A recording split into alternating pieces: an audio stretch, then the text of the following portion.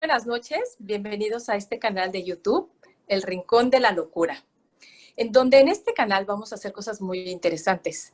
Después de estar pasando por una etapa tan difícil para todos nosotros vamos a sacar todo lo positivo a lo que nos estamos enfrentando día con día para que siempre la vida sea mucho más sencilla para todos. Y pues bueno, una de las personas que hacen posible este canal son las que ahora les voy a nombrar. Tenemos a Raquel Cohen, a Ana Subich, a Jacobo Ruttman, a Aaron Goristein y a su servidora Lorena Hijuelos. Y en esta ocasión tenemos un tema muy importante a tratar, en donde tenemos a una invitada que nos va a sacar de varias dudas. Ella es la doctora y epidemióloga Gaby Meneses, a quien le vamos a dar una cordial bienvenida y quien nos va a hablar acerca del COVID. Pero en esta ocasión le vamos a dar un giro a esta enfermedad y en lugar de manejarlo como algo muy grave, lo vamos a manejar como algo con lo que tenemos que aprender a vivir, diciendo vamos a respetarlo y aprender a vivir con él. Gaby nos va a ayudar y nos va a decir de qué manera nos podemos enfrentar a esta nueva enfermedad, sacando siempre lo mejor de todos nosotros, aprendiendo a vivir con esto y pues llevando una mejor calidad de vida. Así es que Gaby, bienvenida a este canal. Muchas gracias por acompañarnos. Y pues bueno. Hola, buenas noches, gracias por la invitación. Gracias, Gaby. Oye, Gaby, una de las preguntas que seguramente mucha gente tiene duda y se está enfrentando a esta situación es el saber por qué si hace unos cuantos años nos enfrentamos a la influenza, por qué ahora que llega el COVID, que tiene un índice de mortalidad más bajo, vino a paralizar esto al mundo.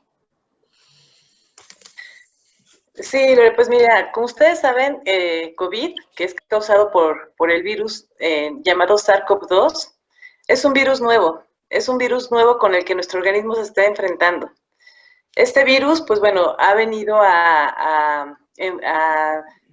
pues, a conmocionar a todo el mundo, como ustedes saben, es una gran pandemia, es una gran emergencia de salud.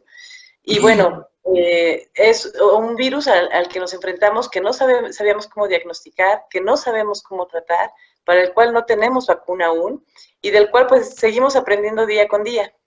Yo les comparto que soy doctora en ciencias biomédicas y estuve pues mucho tiempo de mi vida, de mi formación académica, trabajando en el Instituto de Investigaciones Biomédicas de la UNAM. Soy inmunóloga, soy bióloga, pero inmunóloga, en inmunología es mi doctorado. Y bueno, en la parte de investigación, muchos grupos de investigación se han dado a la tarea a nivel mundial de tratar de entender cómo es esta enfermedad, cómo nuestro organismo trabaja y lucha contra este virus, que es muy complejo, del cual todavía a la fecha pues se siguen descubriendo cosas nuevas y se desconocen muchas otras, ¿no?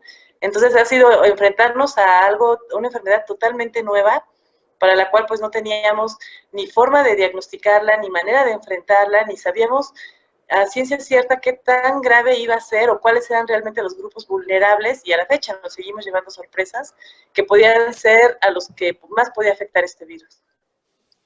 Oye, Gaby, y también hemos oído hablar mucho de los mitos y de las realidades. ¿Cómo podemos simplificar esto para que a la gente le quede también más claro todo? Bien, pues SARS-CoV-2 es un virus que entra por las vías respiratorias. También se han manejado algunos estudios que demuestran que entran también por los ojos, por las mucosas de los ojos, y este virus puede llegar a cerebro o a pulmones y a otros órganos. Este virus entra y causa una respuesta inflamatoria muy importante que, bueno, de inicio esta respuesta inflamatoria lo que hace es detener, controlar y esta infección y detener que el virus siga multiplicándose y siga creciendo en cuanto a carga viral. Sin embargo, una vez que cumple esta función primaria, esta respuesta de nuestro organismo, que es una respuesta inflamatoria, llega un momento en el que se hace una respuesta exacerbada, una inflamación fuera de control, que lo que acaba ocasionando es un daño en la funcionalidad de estas células. Llámese células en el pulmón, en el cerebro, en los riñones, en el hígado. Se ha visto que SARS-CoV-2, que es el virus que causa la enfermedad de COVID-19, pues puede afectar a diferentes órganos, incluso puede causar la muerte, ¿no? Esta es una realidad es una realidad que podemos tener un control de esta enfermedad con medidas relativamente sencillas como son el cubrirnos con un cubrebocas. El cubrebocas tiene que ser bien utilizado, cubriendo la nariz y toda la boca, y tener en cuenta que a menos de que sean estas mascarillas respiradoras denominadas como N95, que son las utilizadas únicamente para la gente que está en atención a enfermos o en laboratorios clínicos, esas son las únicas que nos protegerían a nosotros de poder contraer el virus. Las mascarillas normales, los cubrebocas que usamos convencionalmente, son para proteger a las demás personas de nosotros. Van a retener nuestras gotas de saliva para evitar que si en algún momento dado nosotros estamos infectados y somos asintomáticos, no tenemos ningún síntoma de la enfermedad, podamos contagiar a otras personas. Entonces, es una realidad que SARS-CoV-2 es una enfermedad viral que puede causar la muerte, que puede causar daños en diferentes órganos, que hay mucha gente que no tiene ningún síntoma. Es una realidad que podemos evitarlo con el uso de cubrebocas, con el uso de gafas o de caretas. Es una realidad que también es una medida muy importante, el lavado continuo de manos, el uso de alcohol gel para protegernos y estar pues lo más libres del contacto con este virus. Yo tengo una duda, Gaby, porque me ha pasado a mí y yo veo que también hay gente a mi redonda que me comenta esta situación.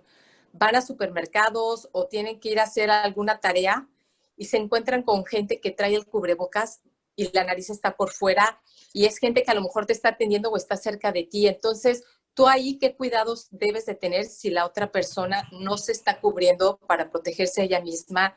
¿Tú puedes salir también afectado o esto en qué te puede afectar? Definitivamente, si la gente llega a estornudar, recuerden que un simple estornudo, puede soltar partículas, aerosoles donde venga el virus. Entonces, algo muy importante, además del uso de cubrebocas, cuando detectemos esta gente que no se cubre, pues es pedirle que lo haga y mantener una distancia, pues, mínima de 2 metros. Yo sé que es muy complicado pensarlo así, pero bueno, adicional al uso de cubrebocas, si nosotros tenemos cubrebocas y gafas, es una manera de protección. La careta es muy buena porque es una careta de mica que nos protege y ahí sí, pues es imposible que entre ninguna partícula de ningún aerosol, ¿no? Es el uso más adecuado, sobre todo cuando vamos a este tipo de lugares, al mercado, a los supermercados, donde tenemos que ir a adquirir los víveres diarios. Y bueno, no hay opción, como tú bien dices, Lore, de que hay gente que trae el cubrebocas con la nariz descubierta o se lo quitan por un momento. Entonces, bueno, eso es muy importante, mantener la distancia o simplemente usar la careta. Yo creo que sería la mejor medida de protección. Oye, y otra cosa que veo que también pasa mucho es que creen que a los niños no les va a dar esta enfermedad y ellos no pueden ser transmisores. Los Entonces, niños, Lore, son de los niños pequeños, pues son parte del grupo vulnerable. Recordemos que tanto los niños menores como los adultos mayores se mencionaban en un inicio como los grupos vulnerables, y esto se debe a que su sistema inmunológico en los niños es inmaduro y en la gente mayor pues ya viene decayendo un poco esa respuesta del organismo hacia los agentes externos, ¿no? Patógenos, en este caso SARS-CoV-2. Y otra cosa es que se han hecho estudios en los que se ha visto que los niños pues son asintomáticos en su gran mayoría y son los que tienen más altas cargas virales. De hecho, en lugares de Europa y de Asia, donde se empezaron a reanudar las clases, pues hubieron brotes muy importantes debido a que los niños que eran asintomáticos, pues tenían altas cargas virales, llegaban a casa, ahora los abuelos los que los cuidaban y pues los contagiaban de una manera muy importante. Entonces, los niños también se deben de cuidar, deben usar el cubrebocas, porque pues, al ser ellos posibles transmisores con altas cargas virales y asintomáticos, pues es importante pues, mantener un cuidado real de ellos hacia las demás personas. oye, y en caso de que algún órgano se te llegara a dañar, ¿al cuánto tiempo después de la enfermedad sabes si hay alguna repercusión? Esto varía. Mira, hay varios estudios y de hecho la gente que ha estado enferma, hospitalizada con COVID-19, sale de alta y tiempo después empieza a presentar síntomas. Hay reportes y bueno, seguramente a estas alturas todos hemos tenido una persona cercana que nos comenta que se enfermó, salió y 1 o 2 meses después empieza a tener muchas secuelas, dificultad para respirar, cansancio simplemente de hablar, se le empieza a caer el cabello, se le empieza a manchar la piel. Y es parte de lo que yo les comentaba, que todavía no se conoce mucho cuál va a ser el alcance o cuáles son los síntomas o las secuelas que puede causar el virus. Sabemos hoy con hoy que, bueno, este virus puede infectar diferentes órganos y, bueno, principalmente los que han causado la muerte de algunas personas, desafortunadamente, pues es cuando llega de manera exacerbada a pulmón, a cerebro principalmente o a corazón. Pero bueno, también hay reportes donde se ha identificado que afecta a diferentes órganos y puede causar incluso falla multiorgánica. Sin embargo, pues bueno, es la minoría, ¿no? Hay que estar tranquilos con eso y conscientes. A nivel mundial está reportado que con la estimación de lo que serían los asintomáticos, la gente que se muestrea, se considera a nivel mundial que entre el 1 y 0.05% de la población es la que desafortunadamente pierde la vida por esta infección. Oye, Yesra, ¿y la gente que es asintomática también puede presentar daños en los órganos o ellos no? Hasta el momento no se sabe. No se sabe. Recordemos que tenemos poco tiempo con esta enfermedad y los estudios que se han hecho han sido en modelos de animal, pues se infecta al animal y se deja poco tiempo y lo que se está evaluando más es la respuesta inmediata, vacunas, tratamientos. En las personas, pues bueno, recientemente se han empezado a hacer algunos estudios ya en cadáveres, sobre todo como para detectar cuáles son los órganos que se han dañado, pero en personas que fallecen, pues generalmente son pulmones, algunas de cerebro y muy poco porcentaje multiorgánico. Sin embargo, pues todavía estamos en una etapa muy temprana de la pandemia como para ver repercusión a largo tiempo. Tendremos que esperar un poco más y darle seguimiento a las personas que se dan de alta. A la fecha todavía no hay como ese seguimiento continuo y ese estudio profundo de ver una persona que se recupera, cuánto tiempo después, cómo está de salud integral.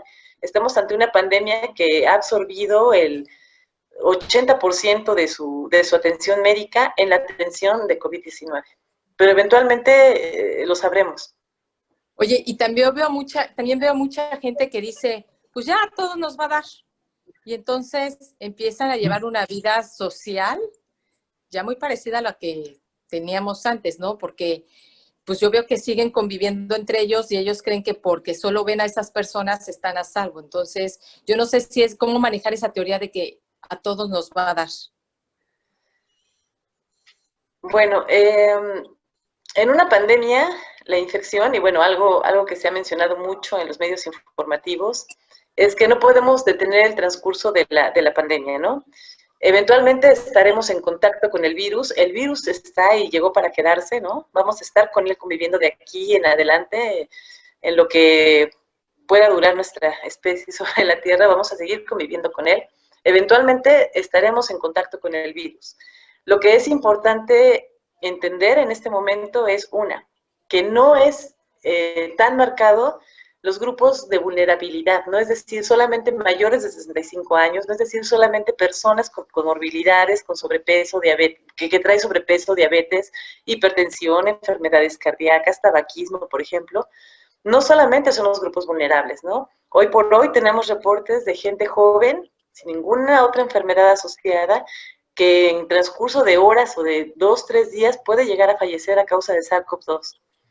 Entonces, es importante tomar conciencia de esto, aprender a que es un virus con el que tenemos que convivir, que eventualmente, claro, en algún momento nos llegará a todos, pero qué mejor que nos llegue cuando hay un tratamiento, cuando haya posibilidad de una vacuna, cuando se conozca más de esta enfermedad, porque hoy por hoy no sabemos cada uno de nosotros cómo nuestro organismo va a responder ante este desafío viral, ¿no? No sabemos cómo va a responder cada uno de nosotros en las diferentes condiciones que tengamos, tanto genéticas como de salud y de muchas otras, es multifactorial. Entonces, ante esta perspectiva, pues, la manera más inteligente y las medidas que se han tomado hasta el momento ha sido en lo que sabemos cómo vamos evolucionando, en lo que hay vacuna, en lo que hay avances de tratamientos, en lo que vamos conociendo más de esto, quédate en casa, ¿no? Cuídate, protégete con lo que sabemos que es, que te puedes proteger, y bueno, vamos poco a poco avanzando y vamos cubriendo las partes de una mejor oportunidad de preparar a nuestro organismo a responder de una forma más adecuada a través de la vacunación, demos chance al avance de un tratamiento, por si nos llegamos a enfermar, tengamos una posibilidad de enfrentar de una manera más eficiente la enfermedad, etcétera, ¿no? Oye, ¿y es real eso que a las personas que son de tipo de sangre A positivo o cierto tipo de sangre les da más fuerte o va a hacer como Yo más platicaba, afectado? ajá, platicaba con un doctor hace unos días y comentábamos este tema. Resulta que recordemos que los tipos sanguíneos varían mucho dependiendo las regiones del mundo. Y obviamente, pues en una región donde hay un tipo de sangre menos frecuente, pues va a ser menos frecuente que aparezca asociado con la enfermedad. Hoy por hoy, los reportes a los que tenemos acceso no muestran una clara tendencia de un tipo de sangre que sea más o menos resistente a la infección por SARS-CoV-2, a la enfermedad por COVID-19. Hasta el momento, pues, no tiene que ver el tipo de sangre con que seas resistente o vulnerable a infectarte para tener COVID-19, ¿no? Oye, y también hay muchas pruebas que se realizan que da falsos positivos. Entonces, ¿cuándo es conveniente hacer una prueba? ¿Cuál es la mejor prueba que se puede hacer? ¿En qué momento es cuando se debe de hacer todo Claro. esto? Mira, Lore, para esto es importante y es muy buena esa pregunta. Hay que entender un poquito cómo es la enfermedad. El virus entra por vías olfatorias o puede entrar por los ojos también. Por vías olfatorias puede llegar hacia cerebro por el nervio olfatorio, está reportado, o hacia pulmón. De que el virus entra a que empezamos a tener sintomatología, aproximadamente son de 5 a 7, 10 días. De manera que cuando nosotros empezamos a tener síntomas, tenemos de que empezamos a tener síntomas a 5 días máximo, es el tiempo adecuado, es esa ventana de tiempo donde nosotros podemos acceder a una prueba diagnóstica, ya sea por PCR, estas famosas pruebas que han escuchado mucho, que es a través de biología molecular, que lo que hacen es amplificar el material genético del virus para poderlo detectar, y eso no importa que sea muy poquito, esta técnica permite detectar que hay virus, que tenemos virus en las células. Y lo que se hace es un raspado, que puede ser en la nariz o en la laringe, abres la boca y te hacen un raspado y toman esas células y se meten al análisis para identificar captar si hay material genético del virus, y entonces te dan una prueba positiva. Otra prueba que también se utiliza en esta primera etapa de la infección es las pruebas rápidas de antígeno. Bueno, esas pruebas lo que hacen es el mismo procedimiento, se hace un raspado y se pone en un líquido que es un amortiguador, algo donde se va a disolver la muestra con las células, y esta prueba se mete en un cassette parecido a las pruebas de embarazo. Y ahí lo que va a detectar, este líquido va a poner proteínas que son del virus, y entonces si las detecta, entonces la prueba va a dar como positiva. Tanto en las pruebas de biología molecular PCR como en las pruebas rápidas de detección de antígeno, es importante saber que hay, obviamente, como es una enfermedad nueva, pues la mercadotecnia pues también hizo de las suyas, y hay una gran cantidad de pruebas que se han lanzado al mercado. En el INDRE se dieron a la tarea de hacer una evaluación de estas pruebas, y hay una página en la página del gobierno donde está publicadas las pruebas que se han visto que funcionan adecuadamente y son las que se pueden utilizar en apoyo a la pandemia. Se han encontrado muchas pruebas que no cumplen con estos requisitos, y debo decir con mucho orgullo que México es el único país que hace esta validación de las pruebas. Entonces, tenemos actualmente pruebas ya validadas por el Instituto de Diagnóstico y Referencia Epidemiológicos, que por PCR para el diagnóstico, que sabemos que funcionan muy bien, y actualmente se está empezando ya a evaluar las pruebas rápidas para la detección de antígeno de SARS-CoV-2. Entonces, en esta primera etapa vamos a identificar el virus, ya sea proteínas o el virus tal cual. Después de este tiempo, después de 10 días, cuando ya nos dieron los síntomas, pasaron 1, 2, 3 semanas, entonces vienen las pruebas de anticuerpo. Estas pruebas de anticuerpo Recuerden que los anticuerpos son producidos por nuestras células y son los que van a dar, estos anticuerpos van a dar protección, van a alertar a nuestro organismo para el reconocimiento más específico del virus y nos va a proteger ante una segunda infección. Sin embargo, todavía no tenemos a ciencia cierta cuál es el tiempo que estos anticuerpos duran. La vida media de estos anticuerpos, una vez que nos infectamos ya con SARS-CoV-2, todavía no se conoce y hay que estar muy atentos y no confiados de que ya me dio una vez, pues entonces puedo volverme a contagiar. No es así, no es tan sencillo, hay que seguir cuidándose con mucha cautela. Oye, ¿y cómo sabes, por ejemplo, si alguien empieza con ardor de garganta, con escurrimiento nasal, cómo sabes distinguir si es una gripa o si ya estás contagiado? Pues en realidad no hay manera de saberlo si no es por una prueba diagnóstica. La indicación es que en un inicio de la pandemia era, si tienes eso, considérate como que tienes COVID, quédate en casa, aíslate. Ahora, pues recordemos que estamos a unas semanas de entrar ya, bueno, ya entramos a la temporada de influenza, que pues la sintomatología pues es compartida, ¿no? Son fiebres, cefaleas, gripa, tos, escurrimiento nasal. Entonces, bueno, aquí es una parte importante, hay que tener mucha precaución.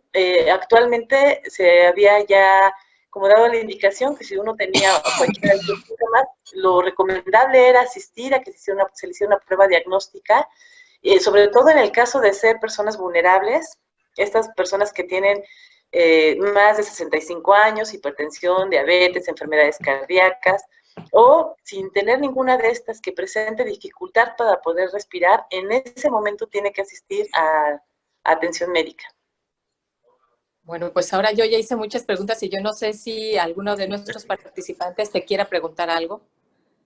Yo, por ejemplo, buenas noches, Gaby. Buenas noches, Aaron. Es cierto que mucha gente ha fallecido a raíz de la pandemia, pero es muchísimo mayor el número de la gente que se ha salvado. Uh-huh. Esa gente que se ha salvado, que se ha superado la enfermedad, es la que está expuesta a que meses después haya secuelas, haya consecuencias, haya misterios que no hemos descubierto. Mira, no toda. Recuerda que, bueno, una gran mayoría de la población es asintomática. Es decir, que en algún momento, quizá alguno de nosotros ya tuvimos SARS-CoV-2, tuvimos COVID-19 y ni cuenta nos dimos. Quizá por ahí nos dolió un poco la cabeza o nos sentimos un poco mal y lo resolvimos rápidamente y ya, no pasó más y posiblemente tuvimos ya COVID-19.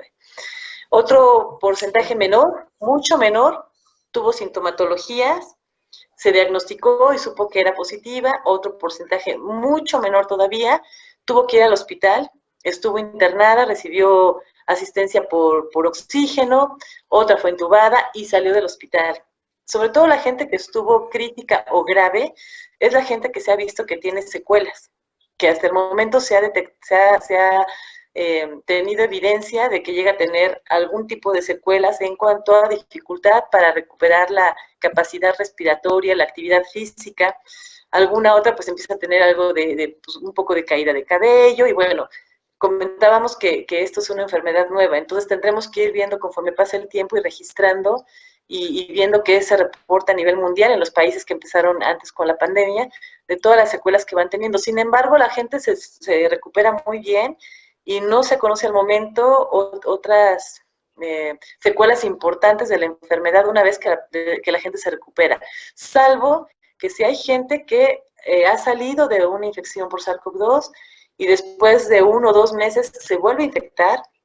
Sí, y bueno, ahí sí les va pues igual de mal o algunas no tan mal. Entonces esto varía de persona en persona. Es como no es algo que esté ya ahorita bien conocido y que podamos decir dura tanto tiempo y te va a ir así. Todavía no. Estamos en una etapa muy temprana para conocerlo. Y por último, en mi caso, haciendo eco un poco a la pregunta de Lore, ¿sí nos va a dar a todos o no? Eventualmente sí, Aaron, sí. Uh-huh. Porque en algún momento vamos a tener vacunas, vamos a tener tratamiento, la gente va bajando la guardia. En este momento no es buena idea bajar la guardia, no es buena idea quitarnos el cubrebocas, no es buena idea porque estamos en una etapa todavía muy temprana en muchas cosas que nos pueden dar soporte. Recordemos que esta es una enfermedad como otras tantas a las que la humanidad se ha enfrentado por primera vez, ¿no? Y ahorita estamos en una etapa muy temprana. Eventualmente todos tendremos contacto con el virus, eso es un hecho, pero qué mejor que, les repito, que cuando nos enfrentemos, si es que nuestro organismo no va a responder de la mejor manera, tener el mayor número de herramientas para poder apoyarnos y salir adelante, empezando por la atención médica, ¿no? Que actualmente, pues, se va saturando y se va saturando por el número de casos que incrementa por la etapa, ¿no? Por la época del año, tanto la llegada del otoño, la baja de temperatura, la entrada de la influenza, entonces, bueno, todo va conjuntando, ¿no? Las festividades de esta época del año. Pero sí, eventualmente, pues sí, todos tendremos en algún momento contacto con el virus. ¿Y cuáles serían esas herramientas para tener en casa, por ejemplo?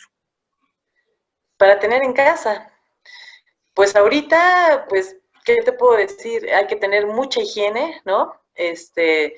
Todo lo que entra, pues hay que darle una desinfectada. Cuando entremos nosotros, el cuidado básico, en casa hay que tener el cuidado básico, una buena alimentación es importante. Recordemos que nuestro organismo es el que va a responder ante esta infección. Hay que procurar tener una vida lo más sana posible, ¿no? Aunque estemos en casa, pues hay que tratar de mantenernos activos, con buena actitud. La depresión baja el sistema inmunológico, por lo cual es importante, pues, tratar de tener horarios, ¿no? Tener un horario de dormir, un horario de hacer ejercicio, un horario de lectura, comer sanamente, tratar de mantenernos activos para tener, pues, a nuestro organismo en la mejor forma posible para dar una buena respuesta. Y en casa, pues, la mayor limpieza de todo lo que viene del exterior. Pero, por ejemplo, ¿no tendrías un botiquín con acitromicina y paracetamol? Bueno, pues sí, mira, todos esos medicamentos de primer uso, pues sería bueno. Sin embargo, yo te puedo decir que, pues una vez que te infectas, si eres sintomático, si empiezas a tener síntomas, lo ideal es acudir a asistencia médica, que te den un acompañamiento. Hoy por hoy hay tratamientos muy buenos, ¿no? Que te pueden ayudar y yo no me sentiría en la capacidad ni en la confianza de poderte decir tal o cual, pero hay muchos médicos que están dando acompañamiento a los pacientes desde casa, a la gente obviamente que no es ni grave ni crítica, y bueno, pues llevar el mejor acompañamiento. Una persona sintomática moderada, pues puede llevar como un cuadro gripal, ¿no? Tranquilo, que puede estar en casa sin mayor problema.